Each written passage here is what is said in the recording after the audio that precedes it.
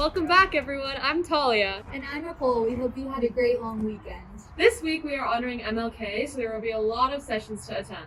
What are some sessions I can go to this week? So today and tomorrow during lunch, there are sessions, for example, they're called We're Here and We're Queer, Redlining, or Songs of Protest. Great. Everyone remember to come to the town meeting this Friday at 10:55 a.m. to hear Leah Breskal's senior sermon and other people talking about the importance of MLK Day. I really look forward to being there. Make sure you know the new COVID regulations, that Milken Mart lunches will only be available for pre-order, and there will be no availabilities for same-day orders for lunches. And if you want more information about that, you can check the Milken Messenger. And make sure if you haven't gotten your COVID test, you get it between 7:30 a.m. and 3:30 p.m. today. And for all of our really talented poets and authors out there, Milken's LitMag submissions are due this Friday. Let's hear what our literary magazine leadership have to say. So what is the LitMag? Well, the LitMag is an entirely student-run, student-created magazine that comes out once a year, and we publish sole student work and alumni work for Milken students. So we include screenwriting, poetry, short stories, short essays, and any artwork from photography to mixed media, even fashion design. We encourage you to send in whatever you're willing to send. So where and when should people be submitting these written pieces? So LitMag submissions are going to be due by this Friday, January 21st, and they should be emailed to litmag@milkenschool.org. And just as a special thing, the Creative Writing Club is going to be meeting this Thursday in 2115. And if you want any feedback on any of your things before you submit or anything like that, you're more than welcome to come during lunch. And if you have any questions, you can email litmag@milkenschool.org or get in contact with me or Leah.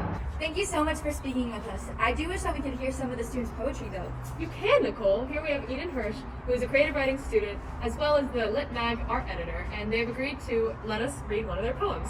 It is called Pygmalion.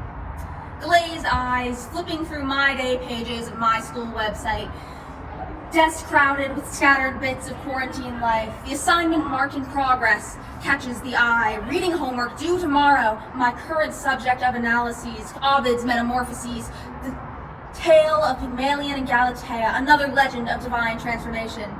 Though this one sits inconspicuous, the story is kinda whack. To those uninitiated, either due to lack of Percy Jackson exposure, over-reliance on schmoop, or general disinterest, a summary. A man, Pygmalion, observed the sordid indecency that nature had bestowed upon the feminine spirit. Translated from ancient Greek vernacular, girls have cooties. Yet still, he laments that he could not get some.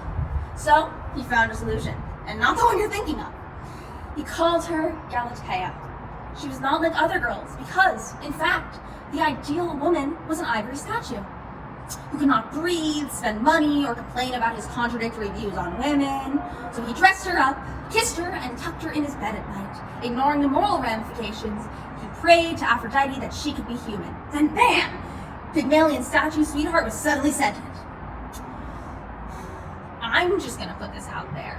If I were randomly turned from inanimate to animate, immediately gaining the knowledge of an adult, some greasy statue maker said he slept with me in his bed every night and kissed me without my consent and told me we had to marry because of his love for me, I'd be freaked out. Severely. Is that just me?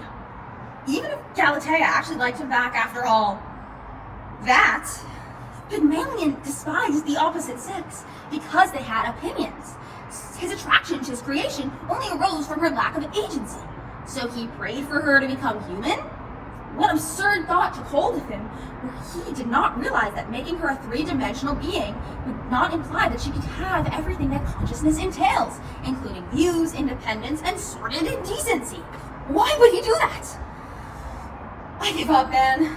My only certainty is that if someone were to resurrect this tale and modernize these figures, Pygmalion would be a weeaboo incel, and Galatea would be the anime body pillow he calls his girlfriend. His waifu that comes to lifeu. That's awesome. This is so inspiring, and I can't wait to read the LitMag. Yep, so everybody make sure you have your final edits done and to submit it by the 21st, which is this Friday. And now for birthdays. So this week we are celebrating juniors Stella Goldstein, Andrew Sherian, and Ryan Brunswick. And for seniors, we wish a happy birthday to Corinne Heitner, Ellie Lieberman, and Dylan Barlova.